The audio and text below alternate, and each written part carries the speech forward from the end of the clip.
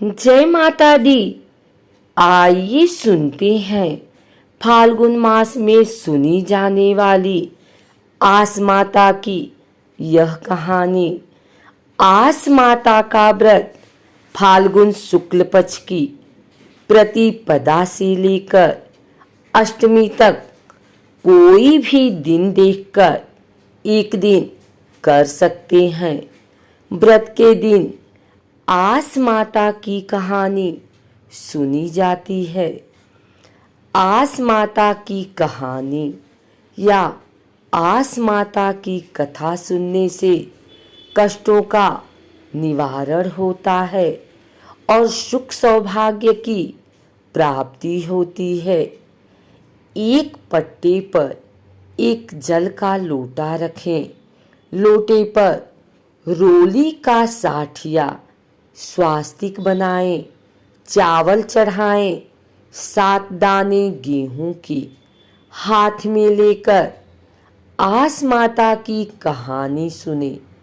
हलवा, पूरी, रुपए रखकर बायना निकालें। सासू जी के पैर छूकर दें और बाद में खुद जीम लें। अगर किसी के बेटा हो या विवाह हो तो आस माता का उज्जमन कर 7 जगह 4-4 पूरी और हलवा रखकर उसके ऊपर एक नारियल और रुपए रखकर हाथ फेरकर सासू जी के पैर छूकर दें। एक गांव में एक आसलिया रहता था। वह आस माता का भक्त था। वह चौसर खेला करता था और वह हारे या जीते पर ब्राह्मणों को जिमाता था। एक दिन उसकी भाभियां बोली कि तुम तो हारो या जीतो दोनों पर ब्राह्मण जिमाते हो, ऐसा कब तक चलेगा, और उसे घर से निकाल दिया।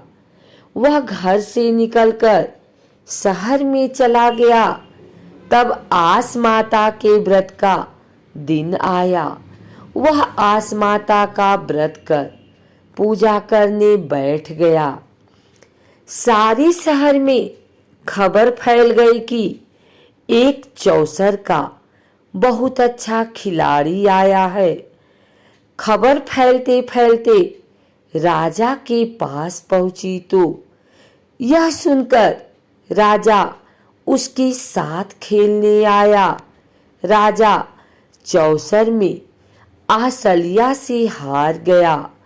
वह आसलिया के खेल से इतना प्रभावित हुआ कि उसने अपनी बेटी का विवाह उससे कर दिया और राज्य का उत्तराधिकारी बना दिया। अब वह राजा बन गया और राज करने लगा। उधर जब से आसलिया अपने घर से आया था तब से वहां धन धान्य की कमी हो गई और घर में अन्न की कमी पड़ गई।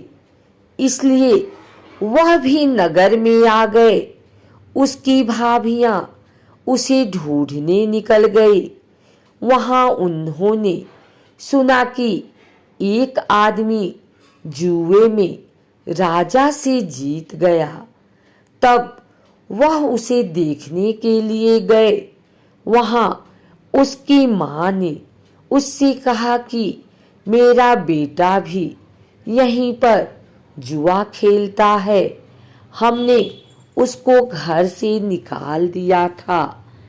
वह बोला, माताजी, मैं ही तुम्हारा बेटा हूँ।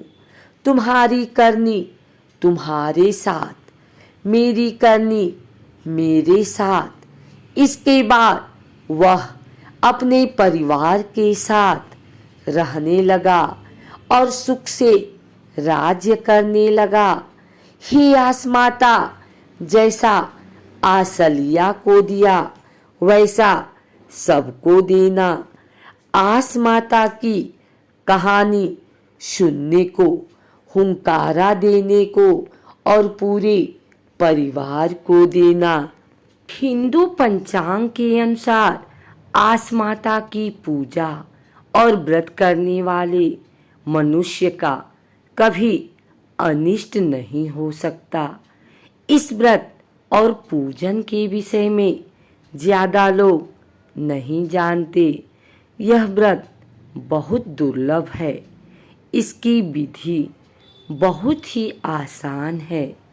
इस व्रत करने वाले जातक को आस माता का संरक्षण मिल जाता है।